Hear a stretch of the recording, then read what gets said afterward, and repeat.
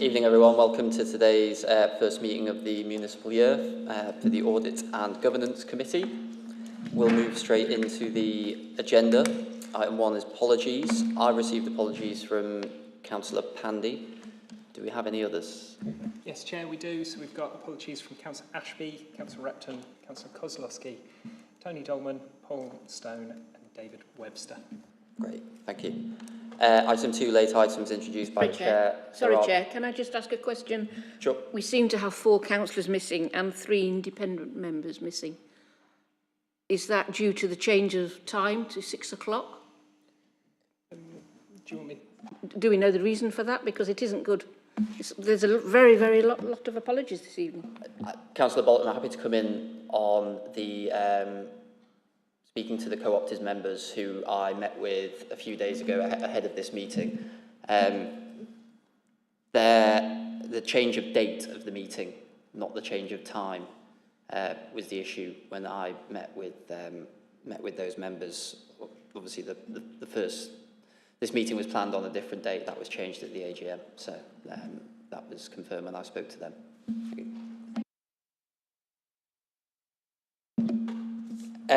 Item 2, no items to be introduced by the Chair. Item 3, declarations of interest. There are none. Moving to item 4, minutes held at the meeting on the 25th of March. At the minutes of the last meeting, is everyone happy with our true and correct record? Councillor Bonson, thank you. Councillor Kerr. Turning now to the first substantive item on the agenda. Our first item is our standing update from the external auditor. I believe we have Mark Surridge here with us this evening. Mark, if you're all right to introduce the report. Thank you. Apologies, sorry, it's just loading.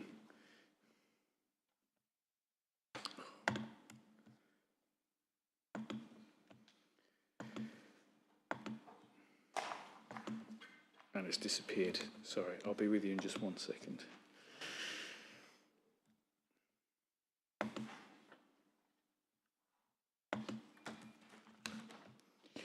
Right, there it is. So, again, I'll start with a very brief introduction. Obviously, my name, most members know me, but for completeness, is Mark Surridge. I'm the external audit partner at Forvis Mazars, and you're appointed external auditor for the financial year. What we've produced for you today is the audit strategy memorandum, setting out our approach to deliver the financial statement audit and the value for money conclusion work for the financial year ended 31st of March 2026. There's 2 parts of our responsibilities. One is around the financial statements, and I'll start with that one. We have, as previously brought to this committee, talked about what is the approach to get back to rebuild assurance, and we are starting that approach by auditing the closing balance sheet for 31st of March 2026. That will give us a solid platform on which we can then build the assurance around everything else on top of that. We'll also be carrying out a few other procedures to support our work on that. So I think the key message I would say is that fundamentally we have a direction of travel on how to rebuild assurance and bring opinions back and the audit and of accounts back on track and in line. Now, obviously, it's not to say, until we've done the work, we don't know what the outcomes are going to be, but the plan is in place with the full cooperation of officers, and we are starting that work. It might be next week, as soon as that. That's what, and we'll be bringing a report back on the outcomes of that in September or November of this year, with a clear set of conclusions over it. That's all I'll say around the financial statements. The other part of our work we do is around what's called the value for money conclusion. I repeat myself a lot, but just for absolute and utter clarity, we do not provide an opinion on whether the council provides value for money. We examine particular arrangements for financial sustainability, governance, and improving economy efficiency and effectiveness which fundamentally means looking at the medium-term financial plan, the robustness of savings and the effect of the budget on general reserves. We also examine things around governance, which is fundamentally about risk management and how the council manages its risks. And then the last area we look at tends to be focused around performance management, how the council is set up to set a strategy and monitor performance against that and take action where they need to. And again, that work stays live until we get going. Fundamentally, that's it, really. Happy to take questions. Thanks, Mark. Open it up to members of the committee for any questions or comments. Philip? Mark, in terms of rebuilding assurance and rebuilding assurance, and going back over the previous years, and you talked about doing the opening balance or something like that, are you going to have to go back to 2, 3, 3, 4, and 4, 5 as well? If so, because obviously nothing's actually been signed off for any of those things in old-fashioned terms. I know an old-fashioned external auditor. So are you going to have to go back and redo that work or do it? So, a proper auditor answer is it depends. Okay, so the auditor answer would be it depends. Now, if I get into it a little bit more detail, so the methodology to produce and rebuild assurance fits under two broad themes. One's called proof in total, which I'll call a simplified approach. The other is called full rebuild, which is, as you're talking about there, completely going back over all of the unaudited years and auditing the income and expenditure, assets, liabilities for all of those periods. Now, the methodology for, again, the proof in total simplified method has been difficult to get in line and pull together. By auditing this current balance sheet, we may be able to use the simplified method, which would not require revisiting all of those opening balances and previous years. Our methodology is being deployed at some pilot sites this year to make sure it is robust, rigorous, and passes our regulators' tests. And if that is the case, and we can, and the control environment is sufficiently robust at this authority, we would not be opening those previous years. So, in terms of the fact you weren't actually the external auditor for 2 of those 3 years, does that make a difference? No, in really short terms. I could explain a lot more, but no, it doesn't. So you're relying effectively on what the previous auditor has done or not done, or the extent to which they've carried out the testing and everything else. So the theory that sits behind the simplified method is that if your assets are correct and you proceed in future years to test income and expenditure, the items that you haven't tested, which in local government terms tend to be unusable, either the general fund balance, which is a balancing item, or unusable reserves, which are the other side of accounting entries, the assumption that is that those are correct because everything else is right. Yeah, so you take the large items within the thing and move on from that, in a sense. Yeah. So on your page, rebuilding assurance, you talk about in future years in line with guidance issued by National Audit Office. Do we stroke you, Alison, do we know what this guidance is and when is it going to come out if it is not available, and how and another question really is how will reorganisation fit this? Because if reorganisation is going to happen from April 28, are you going to have all these accounts signed off, not just ours but everybody else's, before that happens? What will happen then? I can cover both of those points. So the first one, in terms of the guidance, the guidance on methodology is out. It's on the National Audit Office's website and accessible to everyone. The only aspect that isn't out at the moment is a decision and clear direction needs to come from MHCLG over those. What do you do with those organisations that couldn't get back to clean within a period in which local reorganisation happens? So that we don't know what their approach is. However, the approach that we've taken would get the organisation and the new LGR organisation into a clean position.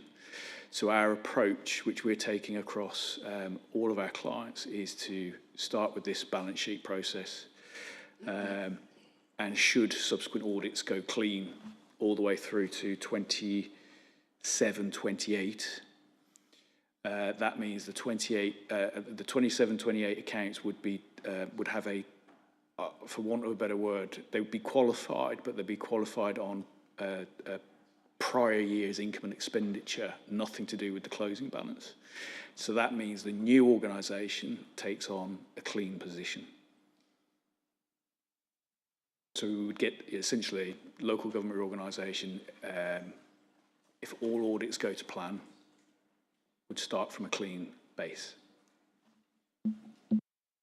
Yep, so the new organisations, if it takes on a whole authority, if the whole of the City Council goes into the new organisation, the whole of South Derbyshire goes into the new organisation, the whole of their accounts will go into it, into whatever this new body would be, if it happens in a straightforward way. If, for instance, an authority is split down the middle, as one of the proposals is that Amber Valley will be split north-south, some will go one way, some will go the other way, who's responsible for auditing the two bits of that? Ensuring that the bit that goes one way and the bit that goes the other way is correct. How is that going to work in practical terms? That will be a job for the new authority's auditor. Absolutely, yeah. An interesting job, isn't it? Yes. Thank you. Thanks for the Councillor Kerr. I hadn't previously realised that the whole purpose of local government reorganisation was to get us back to a proper audited position, but maybe that's not the main reason. In your report, Mark, you're covering notes, letter at the beginning of it. You raised a couple of things, and one of the things you commented on is that this report is considered confidential and should not be disclosed to any other party, but we have it here in a public meeting, and I just wanted to square that as to why you've got that in the statement, because I'm not sure what would be private and what isn't. And you've also got a couple of bullet points there when you're asking for our views or knowledge on specific matters in terms of risks or material misstatements or anything else we think you ought to be aware of. And one of the things that I think might be worth looking at is the way in which we've done a transfer of some of our transport functions through to MCA, and whether that is there any implications as a result of that move.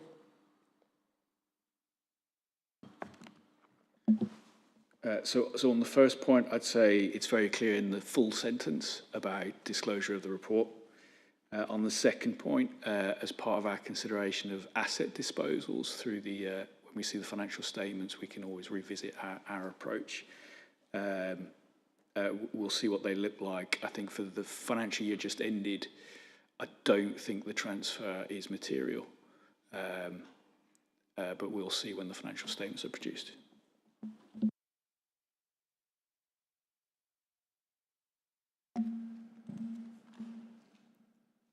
Philip? Let's bring you back.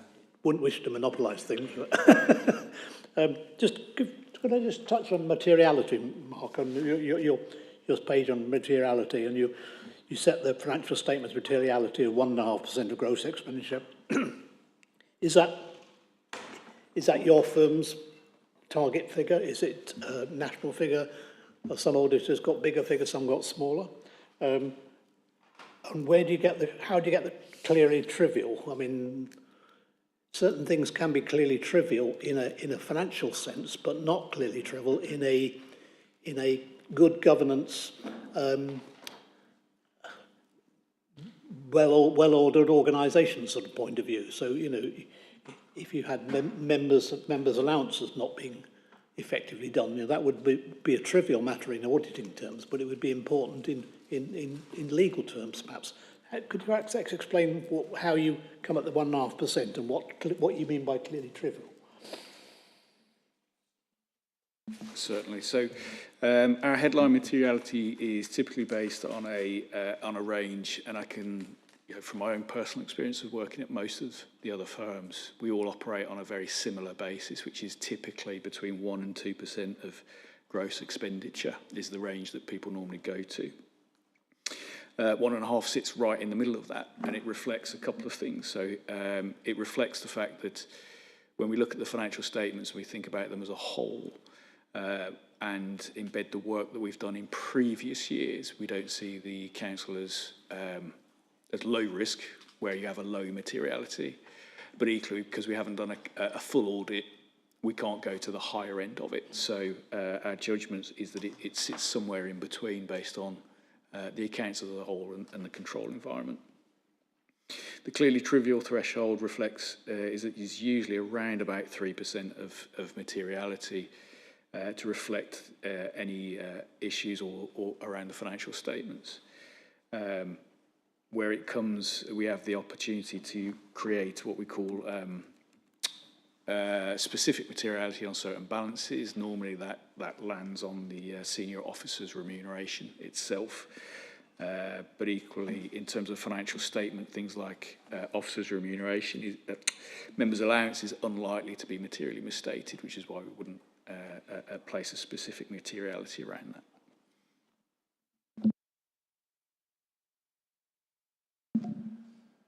Thanks, Mark. It doesn't appear like there are any other questions or comments from members, so we'll note the update. Thank you.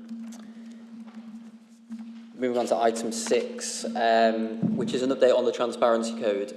Members, as a reminder, who were not on the committee last year, this report is an update on information provided to the committee on 1st of October 2025 regarding compliance with the Local Government Transparency Code, and Emily Feenan, Monitoring Officer, will introduce the report for us. Thanks, Emily. Thank you, Chair. So this report provides an update on the Council's compliance with the Local Government Transparency Code 2015. Members of committee may recall that a previous audit identified a number of areas where compliance needed to improve. Since then, significant work has been undertaken across the Council to address those issues and strengthen transparency arrangements. The report confirms that the Council now demonstrates strong compliance across most areas of the Code, including expenditure reporting, procurement information, organisation charts, senior salaries, trade union facility time, the Constitution and pay multiple reporting. Of the areas previously identified as requiring improvement, compliance has now been achieved for local authority land, social housing, asset values, parking account information and fraud reporting. The only remaining area where full compliance has not yet been achieved is in relation to grant payment data. This is due to technical limitations within the Council's financial system and the difficulty of collating this information into a single report. But work is continuing to identify a suitable solution with our finance system providers. To provide ongoing assurance, compliance with the Transparency Code has now been embedded within the Council's annual government statement process. Service directors are required to confirm annually that their services are meeting any relevant publication requirements. So, councillors, given the significant progress made and the introduction of these ongoing assurance arrangements, the report recommends that a separate annual report on the Transparency Code compliance is probably no longer required, and that future monitoring is undertaken through the annual assurance framework. Thank you. Thanks, Emily. I'll open it up for any questions, comments from members. Councillor Wilson. Thanks, Emily, for the report. Just on what you mentioned about the grant payment data, when do you envisage that being sort of compliant? We don't currently have a time frame on it. So the Transparency Code has quite a lot of entries in relation to grant publication, both payment out and receipt in, but offers absolutely no guidance on how those grants should be classified or published. And looking across the board at other authorities either aren't publishing that information because of the complexity of gathering that information, or are providing sort of piecemeal information as and when. We don't have a central grants register within the council because grants are received and paid out across different different service areas. There are governance procedures around that in terms of thresholds and amounts, but they're not recorded centrally on our finance system. So our ability to pull off a report to allow publication of that in a sensible way is really tricky. I don't have a timeline for it at the current time. Work is ongoing to try and find a solution, but I don't have a timeline. Councillor Kerr? I think this has been a really good example of work that we identified as needing to be done, and the way it's been picked up and so much of it has been done is really reassuring. I don't feel we're 100% there yet, so I think that we should probably need another annual report next year just to be able to pick up on those last couple of items and make sure that we've still got progress happening or hopefully achieved by then.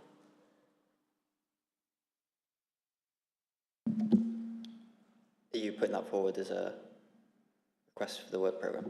Well, that's my view, Chair. It's for other members of the committee to consider.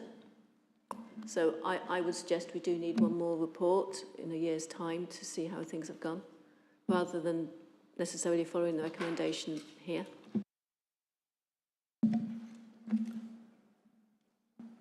Happy to open it to other members. Councillor Evans? I'll second that recommendation. Okay, so to be clear, you want to put a recommendation in to bring another report back in 12 months? Okay. So, do you want to just ask for agreement on that, seeing as that's so just a vote from... Yeah.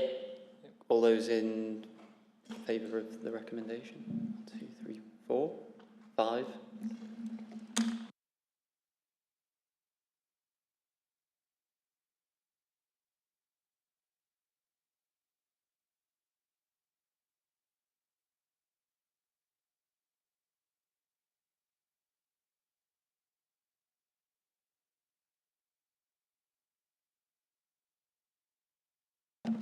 Thank you.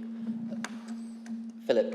Just on the grant payments, should the authority not have some sort of register of grant payments? To ensure that you're claiming all the ones you should be claiming, and you're not missing out on any monies from anybody else. I mean, if nothing else, you know. I know the trouble is everybody has their own little bit of grants in different areas. That's the difficulty. I understand that. But within service areas, they must have some... They surely must ensure that they get all the grants in they can get, and they're not missing out on anything. You know, I wouldn't want the authority to be missing out on any possible monies they could get hold of.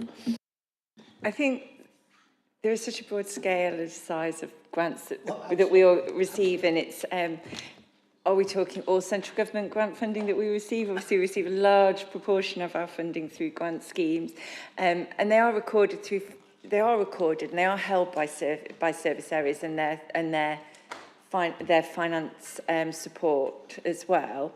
It's just how we record them and are able to pull them into a report to classify them. No one individual holds that information, holds this responsibility for producing this in the council, and so it's trying to collate that across so many different service areas is such a huge task that we're trying to find a task that doesn't cause compliance with this one element of the Transparency Code to become disproportionately burdensome. Oh, I can understand why you're reporting the way you are reporting. I'd sort of moved it on a stage by saying you want to make sure you're getting all the money in you should be getting in. That's not really the same thing at all. It's a different matter entirely. I agree with that. And I suppose in a sense that's partly down to Alison. I mean, a lot of grants you get automatically, like sport grants and things, but there are other optional ones which you can apply for or not, whether they're applicable. Yeah, I mean, it's part of the statement of accounts work that we do have a consolidated list of grants that relies on the coding systems as well from the finance system, which is something that Emily's can't rely on from the transparency aspect. So in terms of the audited element of it, the grants that we receive are properly recorded, but they're the grants that we receive.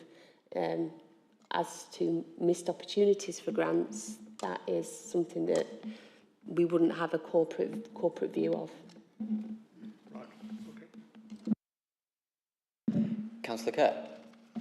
I think there's also a question about the grants that we are giving out and how many, we might find that there's an organisation that appears to be quite small, but lots of different bits of the council is giving the same organisation significant grants for doing different things. Now, some of those we might be able to guess, such as Community Action Derby, but there might be others that pop up, and there could be a risk that we're not aware of because of the vulnerability of a common factor, which is invisible to us because of the way we're doing our work.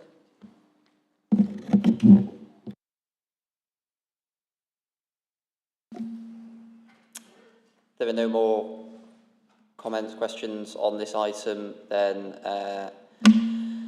I'll move on the recommendation 2.1 to note the report, and then with the added recommendation that's been agreed for it to come back in 12 months' time. Thank you. Moving on to item 7, which is an update on contract waivers. Emily Feenan, if you're going to introduce this one again for us, thank you. Thank you, Chair. So the report will be one that the committee is familiar with. It provides a summary of contract waivers approved during the period 1st January to 31st December 2025 under the Council's contract procedure rules. A total of 167 waivers were approved during the year, representing an increase of 59 compared with the 108 waivers reported for 2024. Of the 167 waivers, 145 or 87% were classified as unavoidable, while 22 or 30% were classified as avoidable. The majority of waivers arose within communities and place, followed by corporate resource and people's services. Of the 22 avoidable waivers, 5 were cabinet-approved waivers with a value above 100,000. The report notes that the increase in waiver numbers has been influenced by urgent service demands, limited internal capacity to support all procurement activity, which has affected the ability to complete full procurement processes in some cases. Quarterly monitoring shows waiver activity peaked during April to June 2025 when 68 waivers were approved before reducing in the second half of the year. The report also confirms that all avoidable waivers above 10,000 were detailed in the appendix, and each waiver has been approved by a relevant director who has confirmed their agreement with the recommendation. The purpose of the report is to provide transparency and oversight of waiver activity. No particular decision or recommendation is made to committee. It's just for you to note the content of the report. Thanks, Emily. Excuse me. If members have questions on the public section of the report, then we will keep the meeting public. If there are specific questions and comments on the appendix item, then I'll move to take the meeting into a private session. So if you just make me aware before, that would be helpful. Thank you. I'll start with Councillor Kerr, because I was looking your way. Thank you. And my question does relate to the appendix, but not to the contents of the appendix. It's just that we've got a number of items here which give a brief detail of what it is, so it's which directorate it is, but what it doesn't say is how it might be avoided in future. And I just think it would be useful to pick up here as to whether there is a learning point for each of these lines and the cause for it, so that we've got a bit more assurance rather than having to quiz each line individually. It would just be useful to know that, this one is due to lack of capacity in purchasing, or this one is due to whatever. And there was a bit of explanation here, but not what action we are taking to avoid this happening again in future. And I'd like to say, is this likely to happen again in future? And if so, what are we not doing enough of to stop it happening again. So I want to know what the learning is we're picking up from here. Okay, thanks, Councillor Kerr. Just before we come back on that, can I just double check if any other members do have questions on the appendix, in which case I won't delay moving it into private, or it feels like, based on Councillor Kerr's question at the moment, we're okay to carry on as we are? Oh, is yours on the appendix, Philip? No? Okay, cool. All right, thank you. Carry on.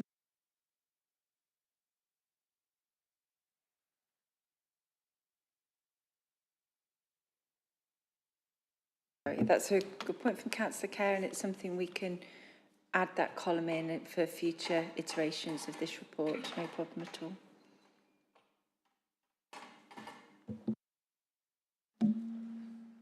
Happy with that, Councillor Kerr? Thank you. Philip? Just on the report itself and the coverage of the report, I think, slight slip of the tongue of yours, you talked about £100,000, it's actually £10,000, isn't it? It depends whether they're being reported. Yeah, I just wonder why the avoidable waivers over £10,000 are reported. Is that a sufficiently high figure? Because it's been £10,000 since forever, as far as I know. Well, ever since I've been involved with the City Council.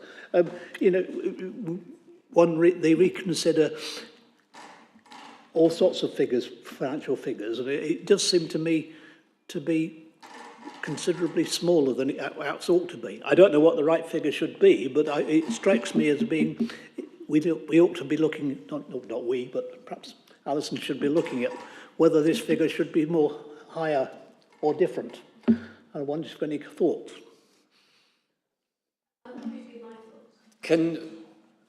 Thanks, Philip. Can we just pause for just a minute or two, because we appear to be locked in. So we'll just pause the meeting briefly. Thank you.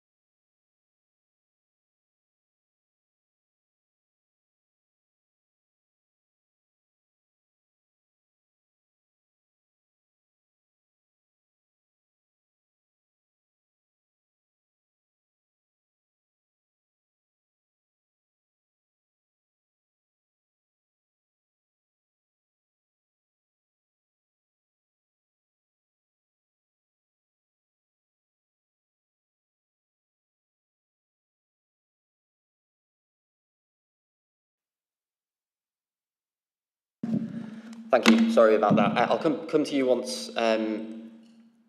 Philip's question's been responded to, if that's all right. Thank you. I think Councillor Kerr was going to comment on the £10,000, weren't you, Councillor Kerr? Yeah, yes, you're absolutely right. And our appendix has just over 2 sides. I think that's an okay length of an appendix. So my view is that if there are learning points, then we want to know there were learning points. And 2.5 pages is not too long to look through. I mean, I think from a service perspective and from a sort of efficiency perspective, officers would support raising the thresholds that within the waiver provisions. We have been looking at the wording of the contract procedure rules in respect of waivers, and one of the things we would recommend is some changes to those thresholds. However, you know, for now they are where they are, but we may well bring a recommendation forward for an amendment to contract procedure rules along those lines. In any case, we are looking at that work. Thanks. So that's something that could come forward at a later date. Great. Thank you. Councillor Wilson? Thanks. Just in terms of the waivers, is there any sort of recurring theme year on year where the waivers are the same, and or they always different?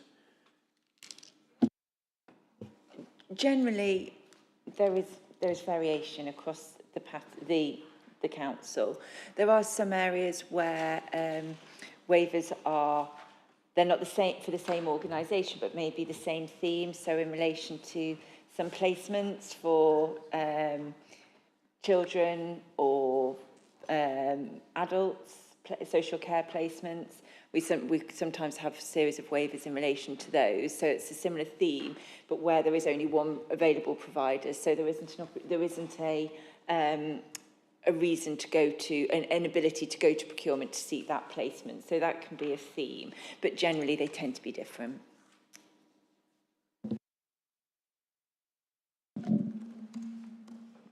Thanks all. Looks like that's it for this item. Thanks, Emily. We'll note the report. Moving on to item 7, which is an update on partnership governance. And I think we've got Heather Greenan, who's going to give us a presentation.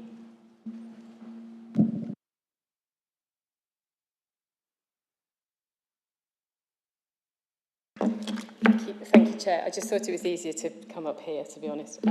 Although I probably need to see what's actually on the screen. But anyway, so hopefully a presentation is going up shortly. Excellent. So my name is Heather Greenan. I'm Director of Corporate Management. And as part of that, an element of what I do is oversee, I guess, some of the partnerships, some of the corporate partnerships that the council is engaged with. So I will talk, I was going to say, I will go through just some of the key elements that I'm going to cover. But initially, there's a picture of Fostering for East Midlands up there.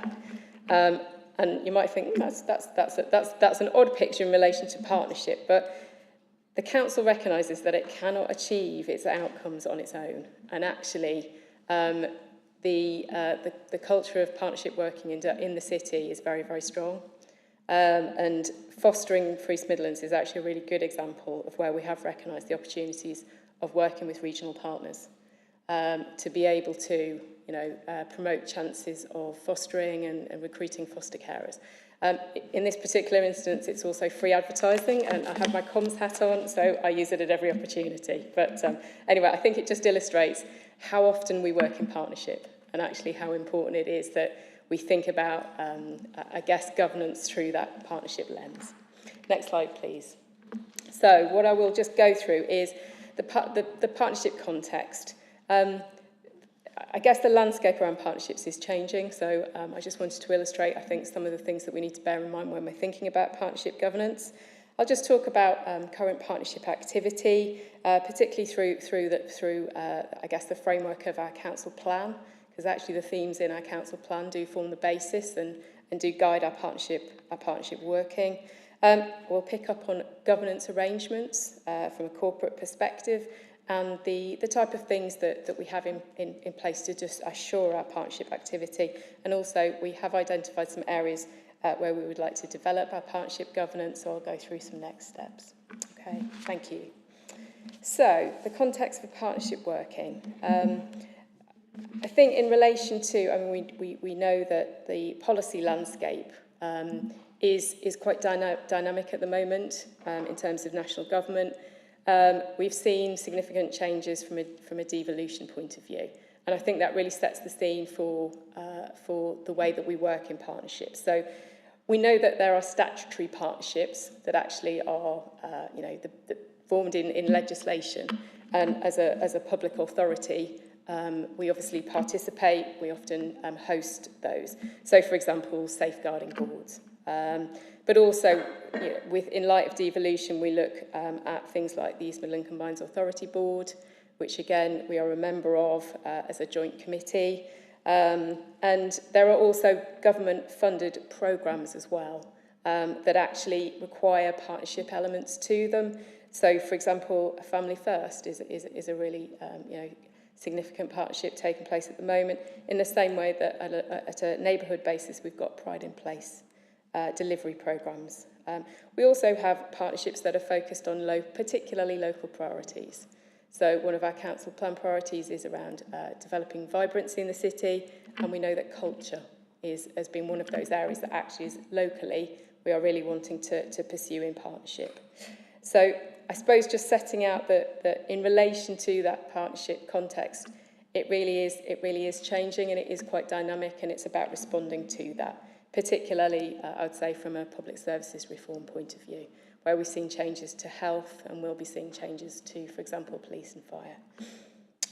So next step, please. So we do have an overarching partnership in the city called the Derby Partnership Board. It does bring together a range of different partners. I know Councillor Kerr is a regular attendee, so Councillor Kerr knows all about it. But this is, I guess I'd describe it as an overarching umbrella type partnership, but it was reinvigorated in 2020 in the wake of COVID. It very much does build on the platform that I think we have for partnership working in the city. It's about really the kind of vision of making Derby the best that it can be, but really bringing partners together so that we collectively can really tackle, I think, some of the issues that we know that we have within the city, whether that be climate change, right through to poverty and inequalities, but it's also about celebrating our success. So that group meets regularly and focuses on some of the key issues that we have. Next slide, please. So just a bit more detail on that. So in terms of members, so we have MPs and group leaders. We've got good representation from senior leaders across public sector, from business, and from voluntary and community sector, and that includes faiths. So that group meets bi-monthly, face-to-face as much as possible, and we do have a dynamic forward plan that's based on, we do a kind of a bit of a strategic assessment at least annually just to inform that forward plan. So next slide, please. Just a reminder around our city outcomes. And I guess the forward plan of the partnership board is very much linked to these outcomes. So when we agree our council plan, we agree with partnership board actually what I guess the areas of focus are in terms of our outcomes, and they're wide ranging. But around areas such as safe and accessible city, building resilience in terms of climate change and reducing carbon emissions. From a growth perspective, supporting our economic and business community, and from a vibrant point of view, obviously, city centre is a really key priority. So, next slide, please. So, linked to that, we do also have a partnership plan, which is our Derby plan. And I'm sorry, that's very detailed, and I'm very happy to circulate it afterwards. But what that does do is set out the overall aims and objectives that we have working together, contains the outcomes that I've just highlighted, but what you can see at the bottom is really a range of partnerships and delivery groups in place to really drive delivery of those outcomes. Now, not all of those are actually partnerships, and I'm going to come on to that, but I think it just illustrates the kind of range of different working and delivery arrangements that we have really to support our outcomes. So just next slide, please. Just in terms of the impact of the partnership board. So for example, last year, each meeting focuses on a different theme. And certainly we did a review earlier this year where we really highlighted, okay, what did we look at? And really what was the impact of that? Because, I think partnership working often can just be, perceived as a talking shop. It needs to be evidence-based and it needs to demonstrate its impact. And Partnership Board in particular is quite focused on that. So there are particular areas that we've considered across the year, a range of different items. So, for example, No Place for Hate. Tackling hate in our communities, right through to Great British Railways and the new headquarters that's going to be based in the city. So it has had a very wide-ranging agenda. Next slide, please. So I talked about impact. These are just some examples of I guess, the topics that we have discussed. So we talked about Derby's voluntary and community sector. And in particular, funding And what has come out of that is actually a community investment model for the city, which is helping to support our voluntary and community sector go forward. We recognise that that was a key threat for that particular sector. Another area that we have talked about is around basically attracting people to live and work in the city. We had a really good discussion focused on making the most of the riverside, improvements that we could make from a public realm point of view and safety point of view, some of which has actually gone forward into our city centre ambition and local plan, and the vibrancy offer. So they are just some examples. I won't go into huge amounts of detail, but if we go to the next slide, you can just see the range of things that actually we've considered in the meetings.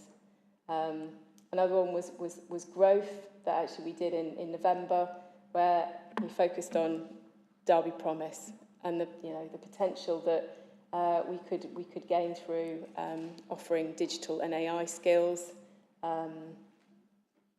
And the Employer Summit. So there are some really good examples of impact. We did have a reflection in January in terms of what works well. I think the overriding reflection is actually that the Partnership Board is relatively unique in the region. Not every local authority actually has something similar to that. That I think is valued by partners. And attendances certainly reflect that. However, we did identify some opportunities, and I think that is making the links with EMCA, making sure we've got regular input from EMCA to understand the pipelines and what is coming around the corner. Greater youth involvement is another one. It's been a bit of a challenge. We've thought about inviting for example, members of Voices in Action Youth Mayor to our meetings, but all of those people are actually in school at the time. So instead, what we're going to do is we're going to do a youth session where we actually go to young people, which is great. And then also another key, I think, opportunity is around having more measurable outcomes. I think whilst we do focus on impact and the difference we're making, having an outcomes dashboard, which is on the next slide, just gives us an indication of actually across the city, in key areas, we are making a difference. And actually, these aren't necessarily in the short term. This is more over the longer term. With I think some of these indicators we wouldn't necessarily see immediate results, but could see something over the next 5 to 10 years. Okay. So if I perhaps move on to talking about partnership governance. So we have, I guess there's been a few factors that have led us to review our approach around partnership governance. One thing that we recognised is that in light of the changing landscape that we're having, I also recognise in terms of local government reorganisation, that's another area in which we feel that we need to get, just have a clear understanding of our partnerships in terms of definitions, accountabilities, and also oversight arrangements. So we have drafted a partnership policy, which we did have partnership guidance in place, but I think this has brought the relevant guidance up to date and gives us a framework with which we can really evaluate all of our partnership activity. The partnership policy sets out the aims of partnerships in context. So, for example, delivering value for money, managing risks effectively, considering some of the legal, financial and regulatory requirements. So there are some key elements that, as part of partnerships, that we know and we regularly monitor already, and I think it's about having that ongoing assurance around it. The policy does contain a definition of partnerships, which I think is on the next slide. Thanks, Jack. So again, hopefully, I doubt this is anything new, but what this is doing is it's just updated our latest definition of partnership so that we can, again, analyse the multitude of different types of working that we're doing in a partnership context in terms of understanding, okay, for a partnership, is there shared objectives and outcomes? Have we got that mutual accountability in place? In some cases, the council actually acts as an accountable body for some of these partnerships. and also understanding the range of contributions that we may have in terms of resources, assets, and funding. I think it's important to say that this definition is based very much on the sector good practice that's come out of LGA and SIPFA, and also just to emphasise that there is a difference between a contractual relationship and a partnership. You know, a contract alone does not equal a partnership. That's important to differentiate. So what we've also done is just updated our definitions in terms of types of partnership. And again, this is very detailed, I'm happy to share, but they again just illustrate the kind of different categories of partnership in place, again using some really good practice guidance here. But so, for example, strategic partnerships. This is where the council is working together with more organisations to improve outcomes for a place, a community or population. So that, for my mind, is directly exactly what the city partnership is doing. But there are other examples. So, for example, the integrated care partnership, Safer Derby partnership, and our sustainability partnership board. So a lot of those I suppose partnerships that sit under the city partnership board would very much fit into that category. We also have shared services and collaborative service delivery partnerships. Now, in actual fact, we haven't got a huge number of these, but there are some examples of that. So I think we flagged that, for example, coroners is one of those. CMAP might also fit into that bracket. Statutory joint arrangements, so MCA, as I mentioned earlier, and other joint committees that actually as a council we're involved in. There are also corporate and commercial delivery vehicles, very exciting language here, but that could include the likes of Almos. So Derby Homes, again, fits into this bracket. If we move on, please. Joint ventures, again, another type of partnership involving usually some private sector element. So an example there could be Scape, that the council's currently involved in. And then if we move on to more community, social, enterprise and mutual partnerships. And again, illustrate the type of partnerships there, but in particular, the Museum Trust would fit into that bracket. And then finally, excluded contractual arrangements. So I think I've emphasised that contracts, I think, need to be viewed separately from partnerships. However, there are some notable areas where it is useful to, I think, have sight. And PFI, I think, is again. So we have, for example, a school's PFI. Again, would be useful to just be aware from this point of view. So, having updated our definitions, what we are now turning our attention to is our partnership register. So, the partnership register is our corporate record of the different partnership arrangements that we have. We have already started this process just to update in light of the partnership policy review that we've undertaken and local government reorganisation. I think a lot of councils who are undergoing LGR are doing the same, where they just recognise that it is important to have that up-to-date list so we're able to map and align where we need to. But key details included such as a partnership agreement, whether the council is accountable body status, funding. Exit strategy is a key one, and also risk categorisation. So that is a process that we are going through currently. Ways in which we do assure ourselves from partnerships are actually quite varied. And for example, risk management is one key way in which we identify where there are particular threats from a partnership point of view. So on our strategic risk register, we actually have the combined authority. That is down as both a risk and an opportunity. And we identify specific risks and actions to mitigate that as part of that. From a performance point of view, we obviously undertake monitoring around actually is that partnership achieving the outcomes that that we set out, the standards that were agreed. So from a Derby Homes perspective, we have a strategic partnership board. So that's between the council and between Derby Homes. That sits separately to the Derby Homes board, but actually that does provide oversight from a performance point of view in terms of the Derby Homes delivery plan and the levels of performance that they are delivering. We also look at other ways. So, for example, from a due diligence and value for money point of view, there are different angles that we would take. For example, when we first go into partnership activity, or as we look at different angles of partnership activity, particularly from a programme management office point of view, there may be business cases, gateways that are linked to partnership activity, where again that would get oversight as part of the PMO board.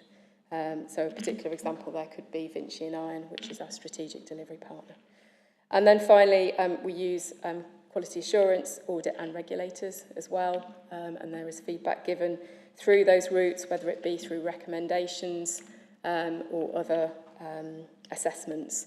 So safeguarding is a clear example for that, where children's and adult safeguarding, from a health point of view, drug and alcohol misuse. So again, these are all different types of assurance that we use to just monitor our partnership activity. So thank you very much for listening. I do appreciate partnerships are potentially a dry subject, but anyway, hopefully I haven't made it too dry. But in our next steps, particularly as we have LGR coming round the corner, we are looking to finalise our partnership policy by the end of July. We would like to complete our partnership register review by the end of September, and also look at a partnership agreements by the end of December. So we are looking at doing that essentially by the end of the year, with a view to LGR mapping and alignment by the end of March. I would say that is subject to the LGR programme priorities, which as yet the next phase of work hasn't been agreed. But it is felt that in terms of our preparation for LGR, that this certainly feels like a useful piece of work. So that's an overview in a nutshell, just around the context, sort of latest activity, the governance arrangements that we have, and certainly where we feel there is opportunities to strengthen that. I'm happy to take any questions. Thank you very much. Thanks a lot, Heather. I think as councillors as well, we have a pretty good understanding that there's some great partnerships that the council is involved in, so definitely not a dry subject for us. Happy to take any questions, Councillor Potter. Yes, thank you, Chair. I'm just wondering if it's appropriate for this committee to take on board the partnership governance with MCA in really to discuss highway priorities and highway safety. My rationale for this is that it used to be such a simple process. Ward councillors used to be asked where their priorities were, and they used to say, we want this doing, we want that doing, and it was done normally within 12 months. Now MCA has become very bureaucratic, very long-winded in getting highway priorities resolved, because we have to go through a various stage of planning, etc., and sorry, and getting these things through. Now, that really is causing our residents, and especially children, problems. This long-winded consultation period is really, really not good enough. And I think we need something with MCA where we say, people are at risk, we want something doing now. Not in 2 years' time when it's been agreed by everybody. We want something doing now. So my feeling is this committee needs to look at MCA and say, we need highway priorities sorting out. So whether or not you feel that that's a reason, I hope people would support that if we look at that. Thank you. Sorry, one thing that I would say is that there is a scrutiny board in place at MCA, and I would suggest in the first instance that it's potentially put forward through that route, but I will look at my other colleagues just in case there's any other suggestions, but it feels like that might be the appropriate route to raise any concerns that you have. Thanks, Heather. Yeah, I've also just been told that it's also a topic that's come up at Regen as well, and I think there was a similar consensus there that and executive scrutiny. Well, thank you, Chair. It's obviously a lot of ward councillors are now very, very upset at the delay that MCA's causing about highway priorities and putting our young people, especially children, at risk. Thank you. Yeah, thanks, Councillor Potter. I appreciate the strength of feeling on that topic. I know we've all had experiences with and frustrations with some of the issues, but it seems like that's you know, there's other methods through other scrutiny committees and boards that I think that can be raised through. Could we ask MCA to come to this committee?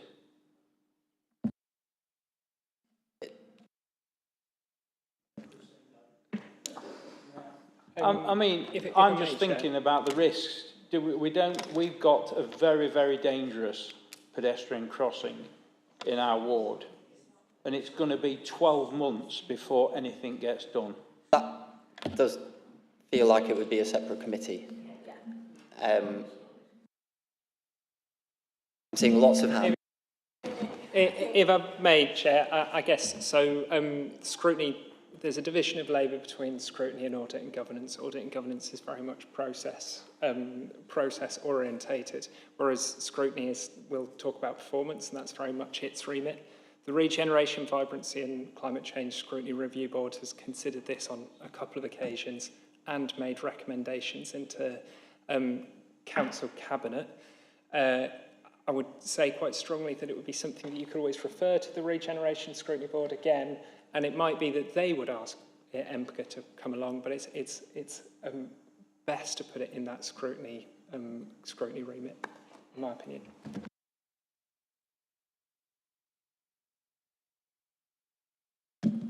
You're happy with that, Councillor Potter? If there was a specific referral that you wanted to send back to Regen, then happy to consider.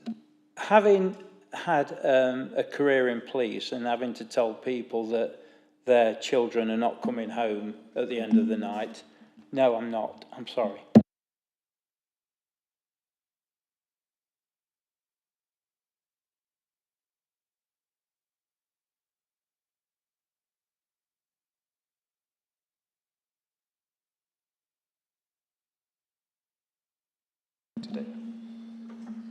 Councillor Kerr, you're coming in on the same I'm coming in on the same thing because I certainly sympathise about the lack of action on a number of different highways issues, both the formal one that we've chosen and also ad hoc things.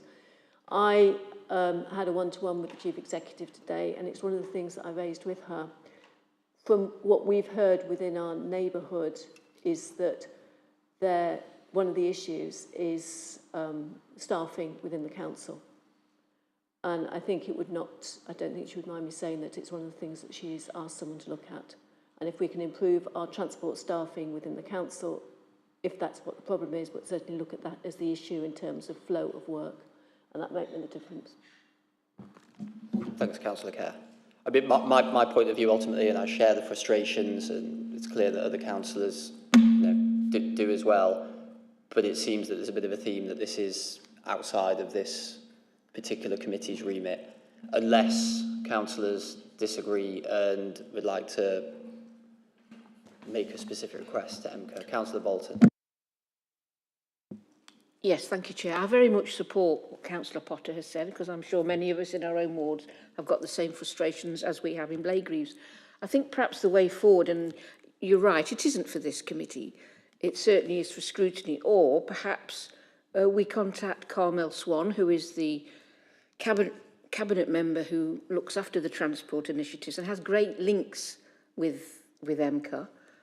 Nigel Bryan, I know, I've attended meetings at MCA on behalf of the cabinet member when she can't attend. So I think what we need to do, and I support what Jed is saying, things are taking too long to do, 2 or 3 years, and that isn't good practice in our view, and we need to get things done in our ward. And I think some officers don't understand that us councillors have to get elected our electorate expect us to deliver.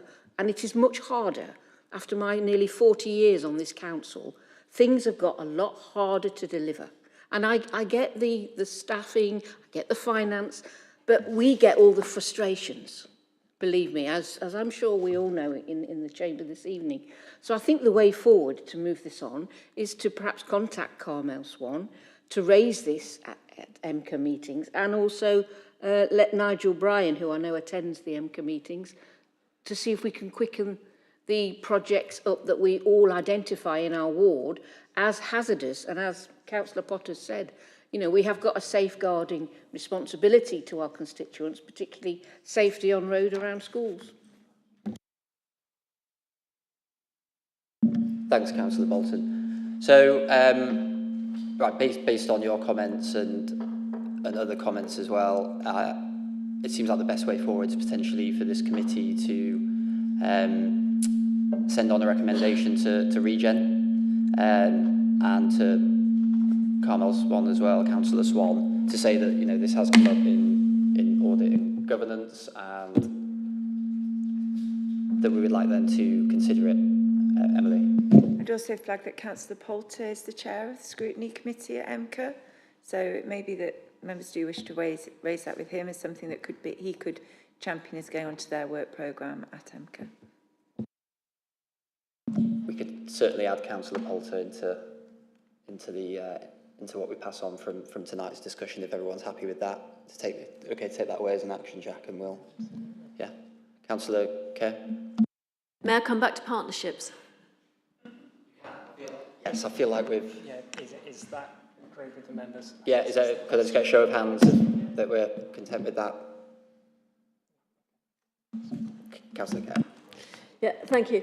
One of the partnerships which very much alludes to thinking of the local things that we have is the partnerships within an individual ward and its partnerships.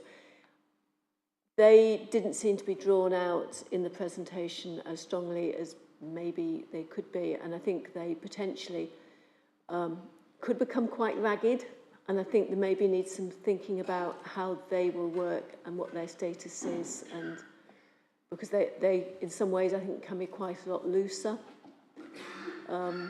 but they can also be really important on that from a locality basis. So I just want to make sure we've explored that fully and maybe talk to some of the neighbourhoods team on that one.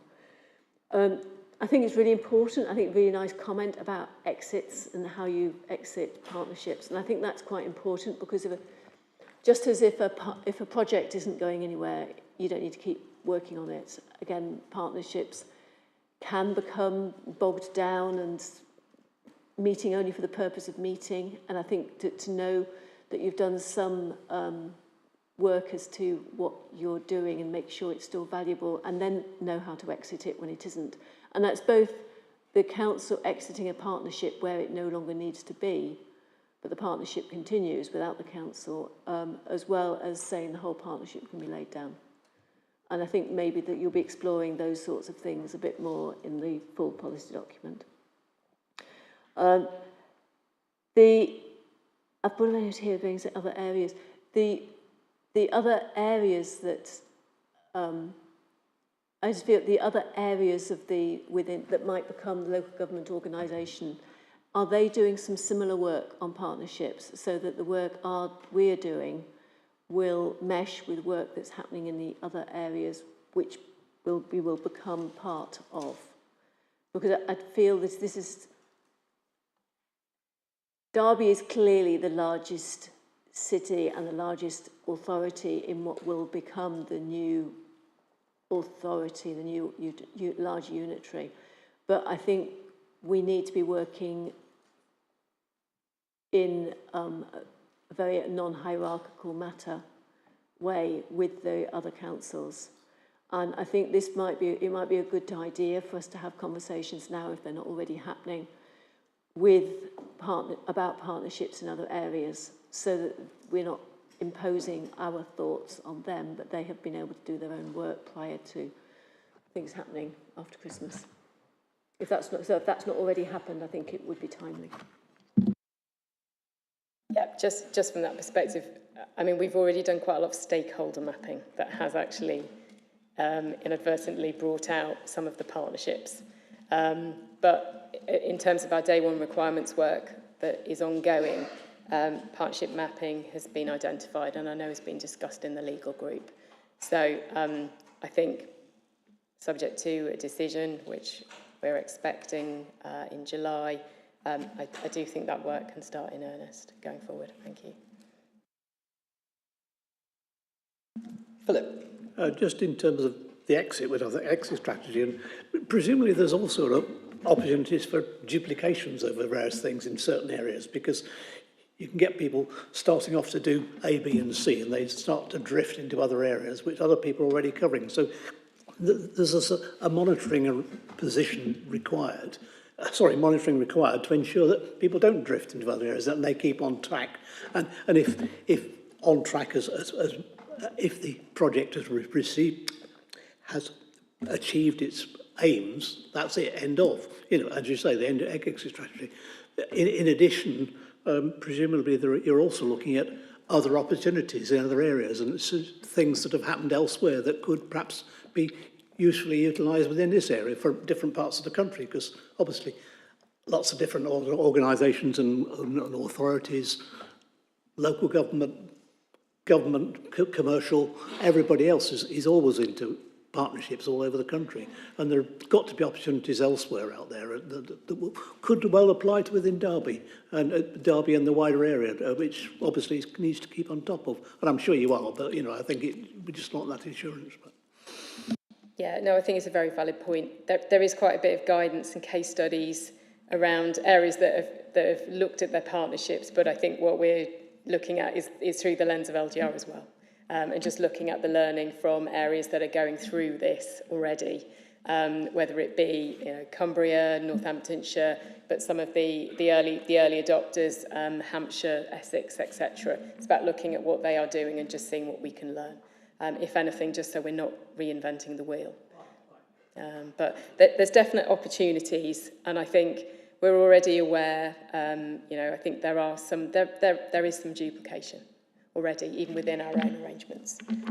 So, I mean, for example, we've been undertaking some work looking at the city centre, and it's such a priority, but actually there's a lot of different groups, partners, partnerships, and it's about being as effective as we can, focusing on the outcomes that we need to, but still being collaborative, but being effective in the way that we're doing it. So, definitely, I think this review will hopefully iron some of that out, and just mean that we're, feel that we're ready from an LGR perspective, if and when it then you'd be more focused in the future to what you're going to be looking at, and focused on the real issues and the real places and things like that.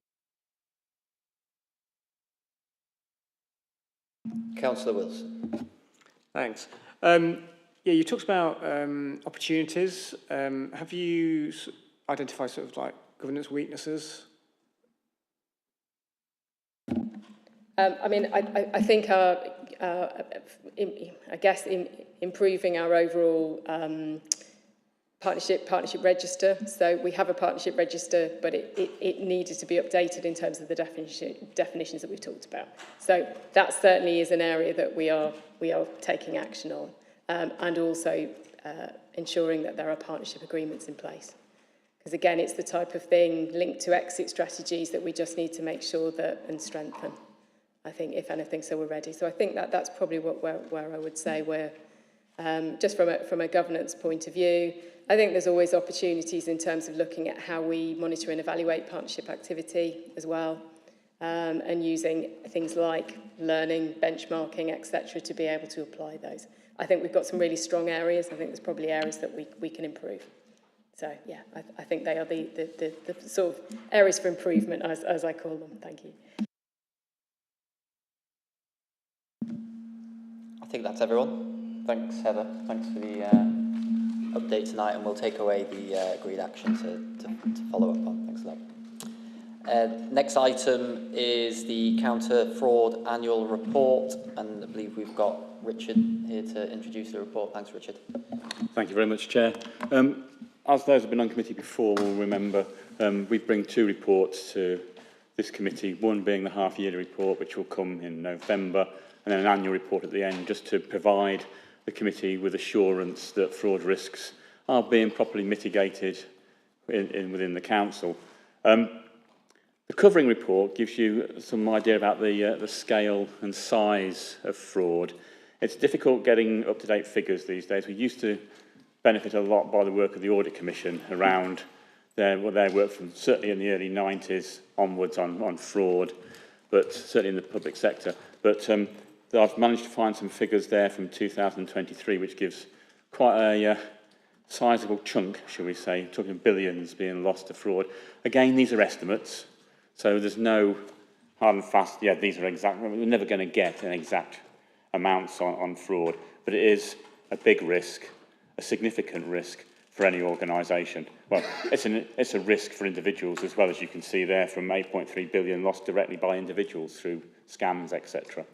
So the report itself, the annual report, covers quite a bit around the type of work that's been done in the year, particularly the work of the Council's excellent counter-fraud team and the amount of money they've brought back into the Council, and also through the work they do with Derby Homes as well. Also the work we've been doing with the Cabinet Office on the National Fraud Initiative, which has been running now since 1998 when it was introduced by the Audit Commission.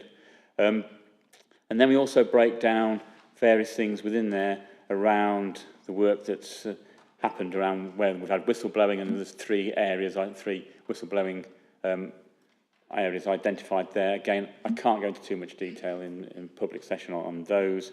We've also got the fact about the Bribery Act 2010 and being one issue there that we've had to investigate, and also money laundering, which was quite an interesting topic in previous Audit and Governance Committee meetings, where we've had one suspicious activity report that we've had to make. What I will say is when we make a suspicious activity report, once we've done that, that's the last we hear about. We don't get any feedback on these, so we don't know what work has been done around those.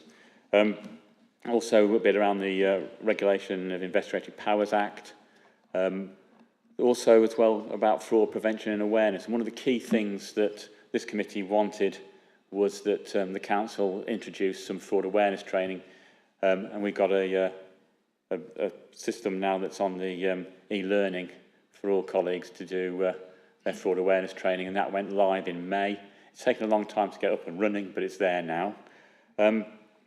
Also mentioned there about how we work, following on in partnership and multi-agency working, and also as well about the Transparency Code and how we're feeding into the figures for fraud in there. And you can see there's a table in there in section 16 around the code requirements and the figures for 25-26, which will feed into the Transparency Code on the website. One of the things that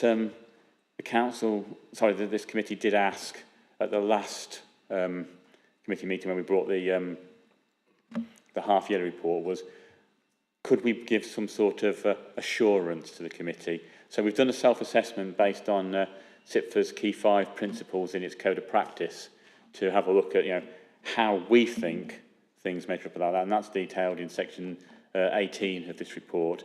My overall conclusion is there as well that the Derby City Council is committed to protecting public funds and maintaining strong governance, but I mean there are still enhancements that need to be made, and you can see further up in the report in item 17 we've got some priorities for 26-27 to have a look at. But overall things are improving. We don't, certainly from an internal audit point of view, there's not been as many fraud investigations as there has been in the past. We've not, touch wood, had any major fraud since 2004, I think it was. So, but again, we work closely with Alison, as Section 151 officer, around the fraud risks. And if anyone's got any questions, I'll be happy to try and answer them. Thanks, Richard. Any questions? I'll start with Philip and then I'll come to you, Councillor Watson. Just on the generality of fraud prevention and fraud awareness, is there not some significant opportunities for publicity to let people know what you're up to in way of fraud awareness and fraud action taken.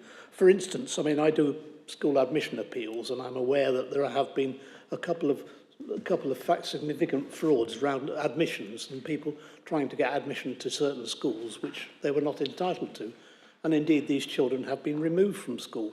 If that was publicly aware, if some press release was made about these things, it would make the applications process smoother when it comes around in the autumn, for instance, for secondary schools. That's just one example, really, of perhaps publicity that could be made to try and prevent rather than, because obviously the best thing to do is prevent fraud rather than go looking for it. I mean, quite clearly go looking for it, but prevent it in the first place. There are other opportunities to prevent it by having some publicity, putting out press releases on specific items which have happened. Can't disagree with any of that, Philip, and that's one of the things we've got in the forward plan and priorities, enhancing public reporting channels. Totally agree with you, and I'm totally aware of those cases you mentioned, because they are things that Tracy's team investigated.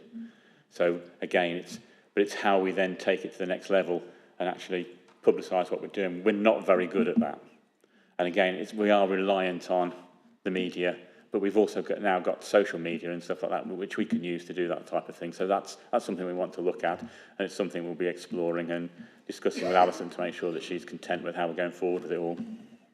It's a question of timing as well, because if you, for instance, school appeals, if you do something on publicity on school appeals and you start doing it in September time when everybody's going to start applying for secondary schools, people will be aware that if they start to put in a fraudulent application or put something wrong in there, they will be caught. You know, obviously not in all cases, but you know, there are people looking out for these things. So it's a question of timing as well as everything else. So that's something that could be planning to happen in the sort of August, September time this year, for instance, on school. Just that one example. I only know that because I was involved in a couple of cases recently, but that's just some thoughts. Yeah. I think it's a really good point around the public awareness, and we see it more and more now on the national level, not even just related to fraud, but you know, general crime in general and things where you see stuff online or in news and videos of like frontline clampdowns on various crime and things that are being committed and even fraud. So yeah, it definitely feels like that's something that it could be a good takeaway for the council to explore. Councillor Bolton? Yes, thank you, Chair. Not to repeat too much what Philip said, but clearly I was alarmed when I read this report, and particularly on page 60, paragraph 6, 22 Derby homes properties recovered. Philip's just mentioned the school admissions, you know, people giving false information. I assume that's addresses, etc. And over on the following page, the 265 blue badges cancelled after people had obviously passed away, but the family or whoever was still using their blue badge. I mean, I think it's appalling, and I think this is something we need to highlight, you know, that is happening, because clearly it shouldn't be allowed. And also on the page 63, the top of page 63, where it members HR and members of staff and whistleblowing, etc. I mean, there's 3 bullet points there, and clearly we can't go into detail, but what's been learnt from this? Because clearly the matters raised anonymously, the first item there was picked up by the HR team, but no action was required. And then the second anonymous whistleblowing referral was received by Council Department and HR about 2 members of staff, when members can read it themselves. But it was clear, as it says in the paragraph, there was insufficient evidence to support the allegations. But does somebody else look at this? That is only presumably one person's opinion. Although it does say, the final sentence of the middle one, the circumstances are being kept under review by management. Well, okay. And then it goes on to the third one. But I just really think, well, I'm alarmed by the report, as I was last year, as I was on this committee. I just think, you know, perhaps we need to learn from this and make our own staff aware, as well as the public, you know, about the the fraud, and we take it very, very seriously. Again, total agreement with Councillor Bolton on that one. I think it is there's still a learning curve here, certainly internally, where I mean, in a lot of cases with whistleblowing, management are asked to investigate these things, but it's how then findings from that are disseminated across the council, whether it's just isolated into that one area or whether it's then spread out, and that's something we need to have a look at. And again, I'll chat with Alison and Emily on that one, because Emily is responsible for the whistleblowing code. Councillor Kerr, and then...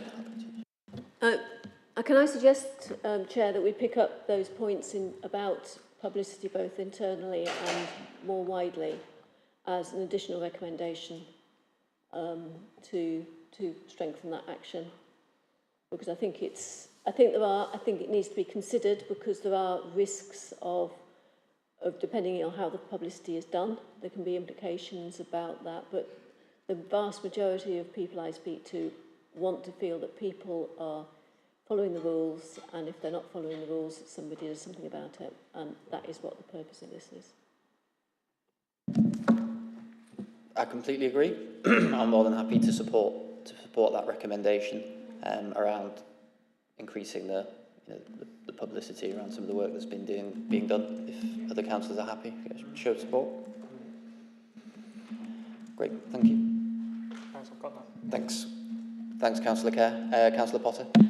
Thanks, Chair. Could I ask, do we, as an authority, liaise with such things as Crime Stoppers and anti-fraud organisations? Yeah, we have got some partnerships, and I certainly know that the counter-fraud team do liaise with quite a number of other organisations. Not so sure about Crime Stoppers, but certainly other anti-fraud organisations certainly do liaise with them.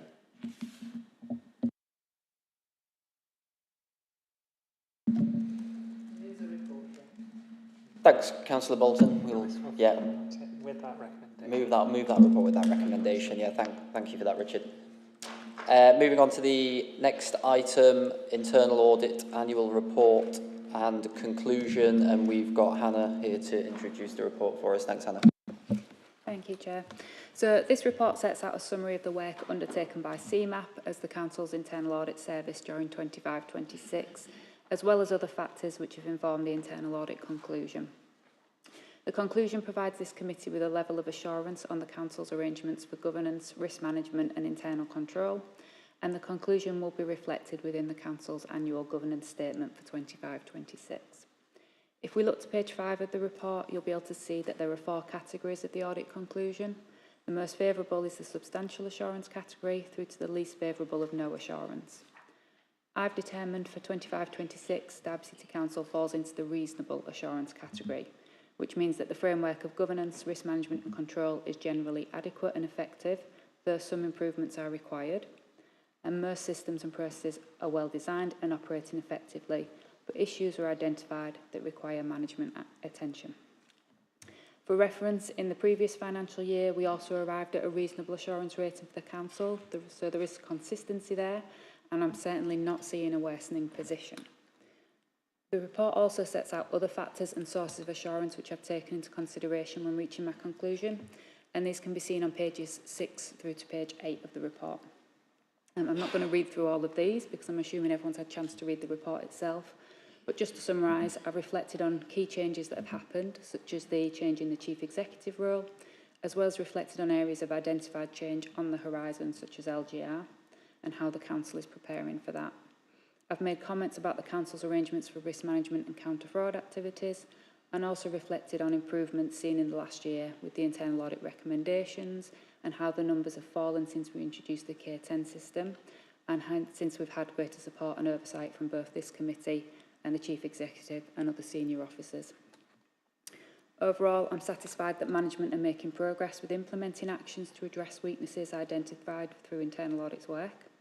And though there are still areas where we are seeing slower progress or insufficient evidence to demonstrate action has been taken and recommendations implemented, I'm going to be updating committee on these throughout the course of the year through the audit progress reports. Pages 9 and 10 of the report also set out information about the performance of the internal audit service and an assessment of our conformance against auditing standards. And I think the things to note here is that our last external assessment against the previous auditing standards resulted in a generally conforms rating, and our next external assessment, which will be against the new standards, is scheduled for completion in 2027. In the meantime, we undertake internal assessments and produce a programme of actions to take to be able to demonstrate better conformance to the auditing standards, and you can see that in Appendix A of this report. The report provides a summary of the work undertaken by CMAP during the 25-26 financial year. You can see that the majority of audits fell into the substantial or reasonable assurance ratings. There were a handful of limited assurance ratings, and there was one school which we gave a no assurance rating to. There's obviously a number of graphs, charts and tables in the report. I'm not going to be walking you through all of them, but what I'm hoping is that they've been useful for you guys to understand the various pieces of data that have helped me inform in my conclusion. So this report comes to committee for information. Happy to take any questions. Thanks, Hannah. I'll open it up for any questions or comments. Councillor Bolton. It's just a minor point, Chair. Page 6 of the report. 1, 2, 3, 4, 5. The 6th paragraph down. Yeah, we all know of the departing of the Chief Executive rather quickly. And at the end of that paragraph, we have the Strategic Director of Place role. He's been appointed, but actually it's only 3 days a week, to be precise. It's not a full-time post. Thank you.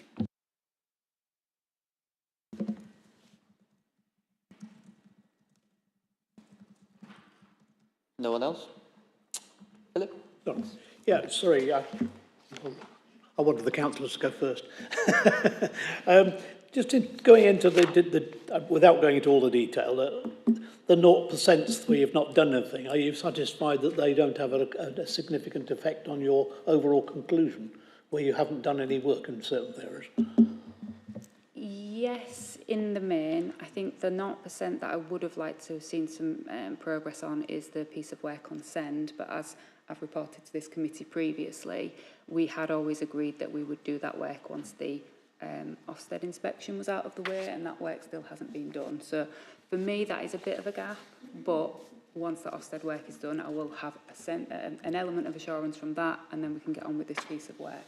So it is just unfortunate the timings didn't work out on that one. I mean that was the one that I put a circle around, to be honest. As a slight byproduct, the interim chief executive, is she likely to attend this meeting at any time for any independence? Can we have ask for her to come along to reiterate her concerns, her position, how to deal? The previous chief exec did come along to talk about some specific items which had not been implemented of things. I wonder if there might be something for the forward plan for the new chief executive to come and have a chat with the thing. I'm speaking on behalf of Sam, but she'll be more than happy to come and talk to committee if there's some particular issues that you want a assurance on or comments. Really, to get the assurance from her to get the assurance from her as part of our overall conclusions. So I think we need to get that assurance from her that issues will continue in an effective and manner, because basically she's going to have to sign off the whatever it is, the statement thing, isn't she? Yeah, that's the word. Sorry, the AGS, yeah. So at some stage in the future, perhaps that one, I know it's a bit of a byproduct here, but it's perhaps something we want to think about. I mean, the AGS is coming to a committee. When's it coming, Jack? Is it July? We've got 2 this year, so July is an update on the existing annual governance statement, and January is the new annual governance statement that's being prepared at the moment, I think. Okay, so I'm sure that if it's about the governance, I'm sure Sam could come along at the right point on the agenda when the annual governance statement comes along to add value to that. I think that would be useful to have at an appropriate time. Not just any other thing, but if it's something appropriate like that, I think it would be useful for her to come along for that session of the meeting. Thank you. Agreed with that. We can just take that away as a request that can make to Sam for the appropriate meeting. I think that's everyone.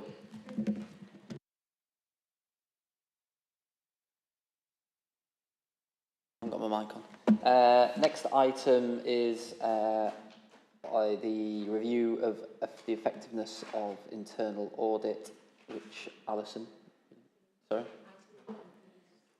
We've got the annual, the quarter two. Oh, sorry, yeah, my bad. Annual quarter two 26-27 internal audit plan, which is also Hannah, sorry. Thank you, Chair. So in accordance with the Global Internal Audit Standards, I am required to prepare and present to committee a risk-based plan of internal audit work. At Derby, we develop the internal audit plan of work on a quarterly basis. We believe this allows for greater flexibility and responsiveness to address those changing risks and emerging issues for the Council. So this report sets out the plan of work for quarter two of the current financial year, and this can be seen on pages 5 and 6 of this report. So page 5 outlines the work in the Chief Executive's Directorate, and then page 6 outlines the audits in place and People's Directorates. But you'll probably have noticed that there are 3 audits that are actually going to be spanning multiple directorates. So the LGR Programme Governance Audit, whilst listed as an audit in Chief Executives, will, I think, quite naturally span the whole Council. Similarly, the Liquid Logic Audit is listed in the People's Service area of the plan because they're the area that use the system, but it actually spans the IT team too, and they're part of Chief Executives.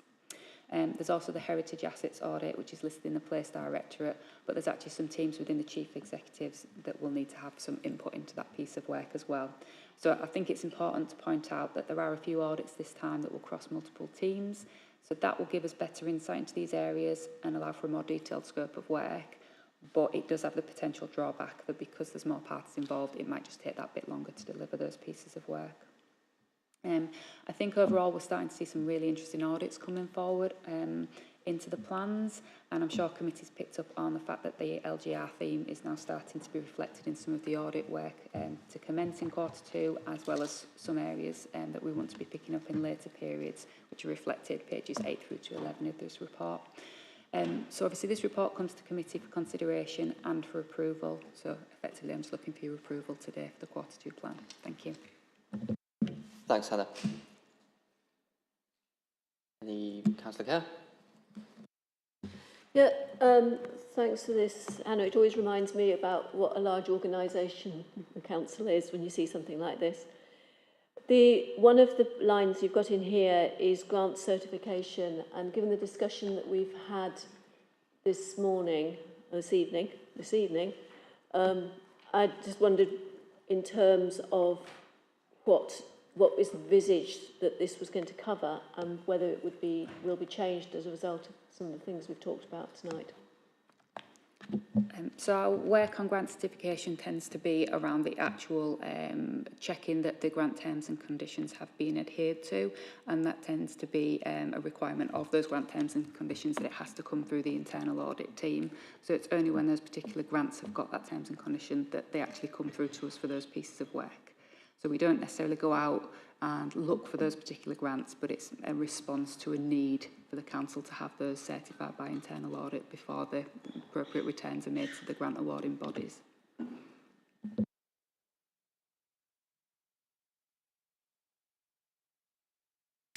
Hi. I know previously we've talked about resources. I think there's been issues in the past. Have we got sufficient resources currently then? It's still being addressed. We are looking to make improvements. We've got a bit of additional resource currently, which is helping out on some audits that are currently underway. And Richard is in the process of sourcing some more resource to help us to catch up a little bit further as well. So we've taken some action. There's still some further action to be taken, but we're not ignoring the issue.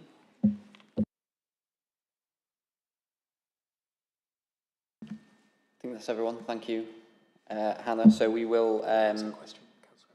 Oh, sorry, Councillor Evans. Thank you, Chair. Yeah, I'm just looking under the assignments on the Chief Executive's Director at quarter two. And towards the bottom, it's saying CIA access permissions. And the paragraph reads, information obtained from Audit and other work of CMAP partner organisations, together with issues raised by the Council's external auditors, has led to an audit of system access for the Council's finance system. The audit will consider access permissions for the CIA system to ensure access within the Council and from parties external to the Council are appropriate, regularly reviewed and amended, disabled where no longer required or needed or needs have changed. So my question really is, what was happening before this? Was it just, was there a system?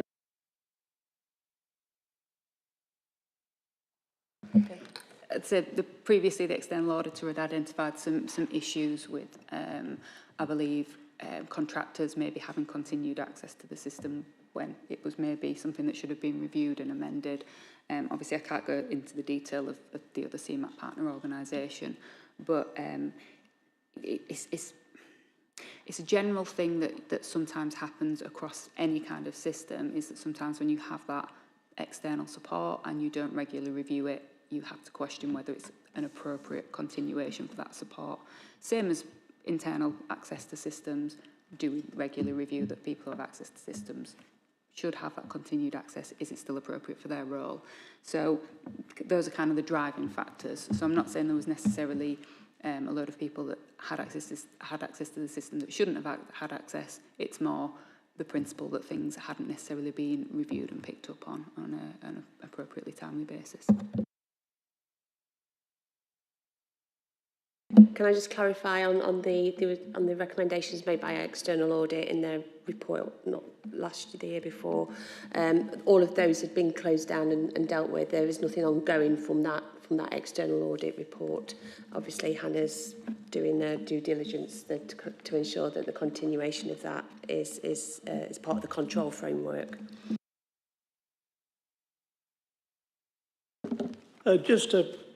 There's a fair amount of contingency in there on page 100. What if you don't need it? What else would you do if you don't need it? That's one question. And the other one is just a more detailed one.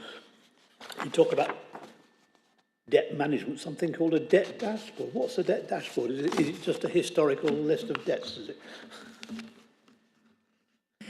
So the debt dashboard has been a project that we've successfully implemented on part of the AI programme.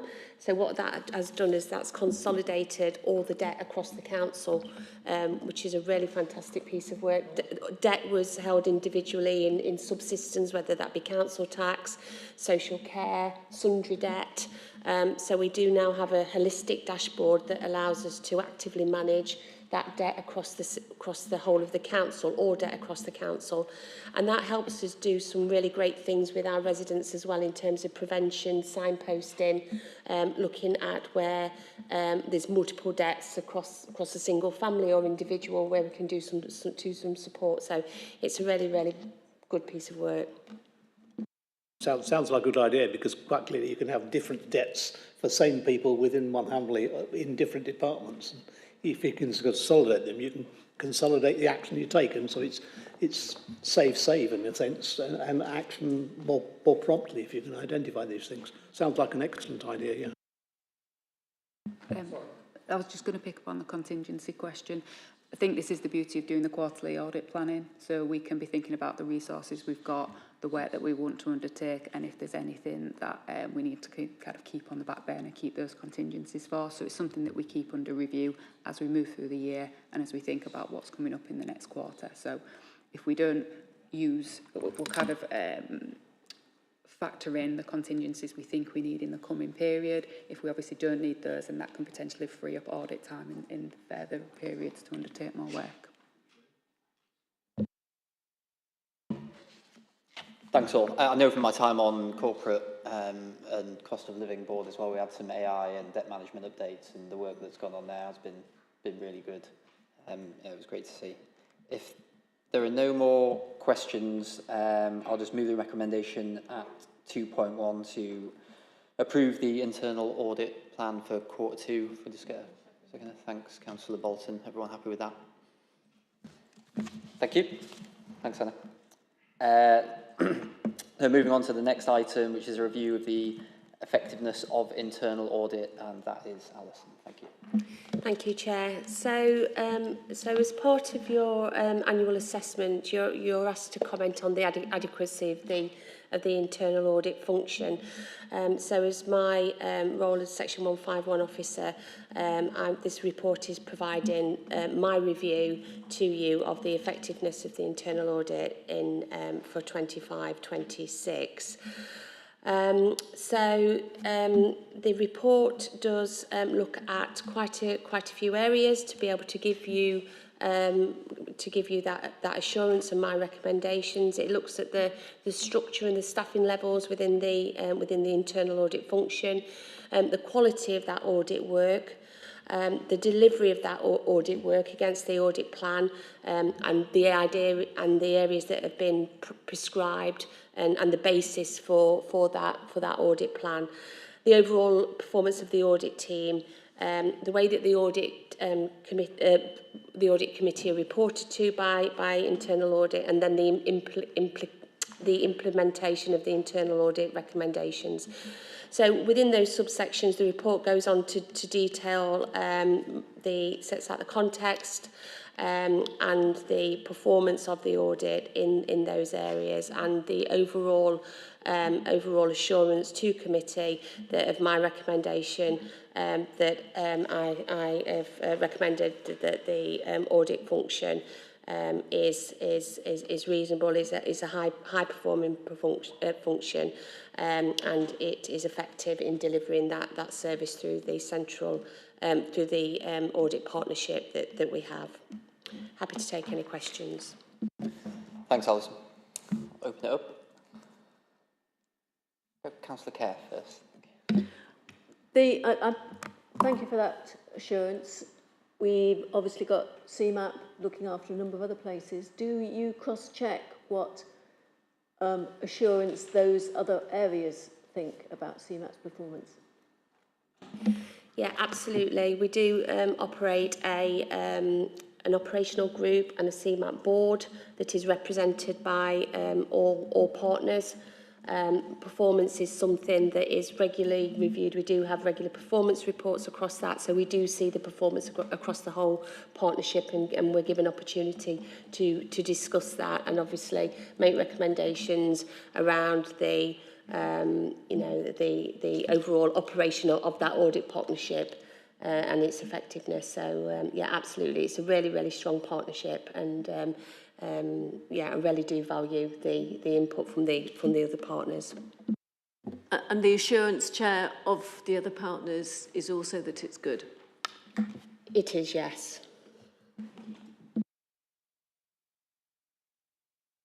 Just a question really about 143 about the partnership agreement running until 31st March 2030.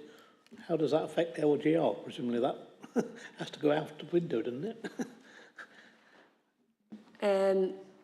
It is up for, yes, it's something that we've got to review as part of the LGR. Well, quite it's on the work programme for the operational group to review.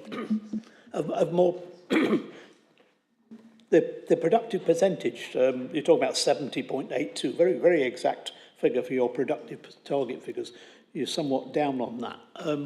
What action are you taking to get it back up to what it should be, or what the target is? So this is featured into Hannah's opinion as well, in terms of what the partnership are doing to improve that scope of that audit. So for Hannah as the audit manager, she's content with the assurance that's given with the other assurance elements that she's considered as part of that audit opinion. To improve that for future years, the plans of the partnership are around additional resource.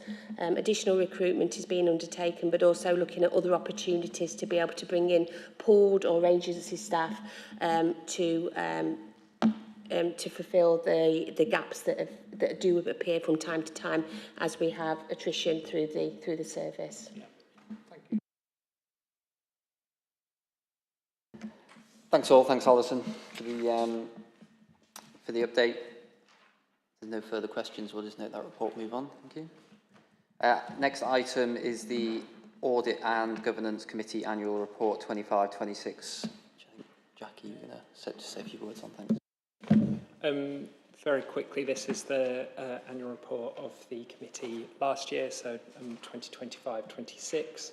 SIPFA recommends that Audit and Governance Committee puts together an annual report and they present it to Council to raise its role, the prominence of its role in the Council, and that's what this report is here to do. As a committee, you're asked to refer it to Council, so approve it and refer it on so it's considered at the July Council meeting. Councillor Kerr. Thank you. One of the points mentioned here was about training, and clearly we're doing more to deal with training as an issue this year, which is really good. One of the things that we had noted at our last meeting was that we should be giving all councillors the opportunity to do that training if they so choose. I'm not aware that the training that we had prior to this meeting was actually publicised to all councillors or not. Maybe something that we need to be aware of. Yeah, I take that point, Councillor Kerr, and I'll take it away. We can, for the next session, I suppose, open it up if that's what something was agreed. Yeah. Councillor Bolton? Yes, Chair, just very quickly. Obviously, I welcome the report, and I think we ought to send our thanks to Councillor Morgan McGeegan because he did chair the committee, in my opinion, well, and he included everybody to the deliberations, and I think we all just to say a thank you to him for the work he's done.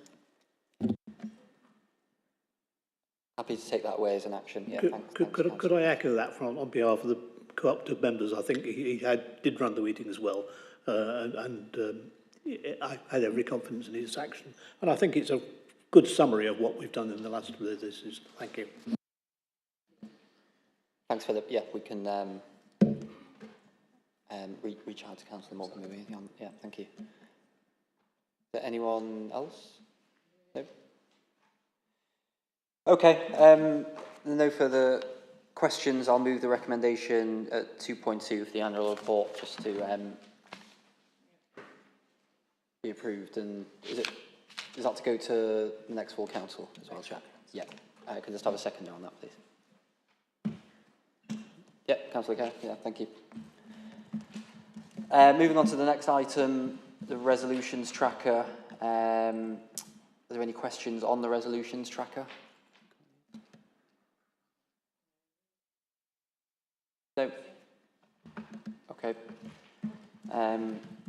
Thank you for that.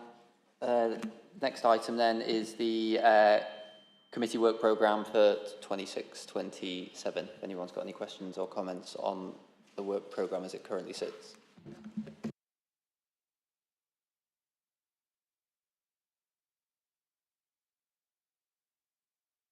Councillor Bolton. Chair, on the page, I think it's 139, or there's a wonky 5. But anyway, on the last page, it mentions audit introductions, informal private schedule for the Audit and Governance Committee. They're all in the morning. And also on Wednesday, the 30th of September, it's 9 o'clock before the meeting. But if it's 9 o'clock before the meeting, that's 6 o'clock at night, isn't it? Just to prove I've read the document. And we appreciate that. It's good due diligence there, Councillor Bolton. I'm told it's a typo, which may not come as a surprise. So yeah, we'll get that amended. Thank you for pointing that out. Philip. Just in terms of, Councillor Bolton mentioned that. I mean, the chair did have the meeting last week with the cooperative members, and I did express some concern about the movement to an evening meeting from a personal preference. I would personally prefer the morning thing, because I think today's a good example of what the problems that will arise, because we've got at least 4 elected members who've not attended here today. I mean, all right, the date of the meeting did change. That concerns me that we've got a significant drop-off in the number of people attending, because it's quite important that as good of attendance we can get as we can. If that continues, I think, no disrespect to your working arrangements, Chair, but I think, perhaps we need to consider whether we need to move back to a morning meeting. If you can't get the people here in the evening, would it be better in the mornings? I'm happy to, you know, see how attendance goes towards the next meeting. I think that, particularly for the councillors that aren't here this evening, an evening 6 o'clock meeting is much more standard for them than a 10 a.m. meeting anyway, in my view. And as I mentioned earlier, I know from our pre-meeting, I think the change of date was more of an issue this time around. For, but I take the change of date is more important for the COPTA members because obviously they all had other things to attend. No, I was more concerned about the elected councillors not attending, to be honest. Whether that's the same reason, I don't know. But I mean, because generally speaking, we've had a fairly good attendance over the last year or two of all elected and COPTA members, and it's been pretty good. But if it's going to drop off a bit, I think we need to seriously think about whether we need to move back to a morning. No disrespect to your working arrangements. I'm sure you could get time off in lieu or whatever arrangement you've got. But, you know, but the previous chair did work as well. And so quite clearly, you know, he managed to get time off. So I think perhaps, you know, something we need to bear in mind. Yeah, I'll take the point, and I think we'll see how we go next meeting. I can't speak for the reasons for other councillors not being here this evening. But no more comments on the work programme, then happy to close the meeting there. Thanks everyone for coming along this evening. Thanks for your time.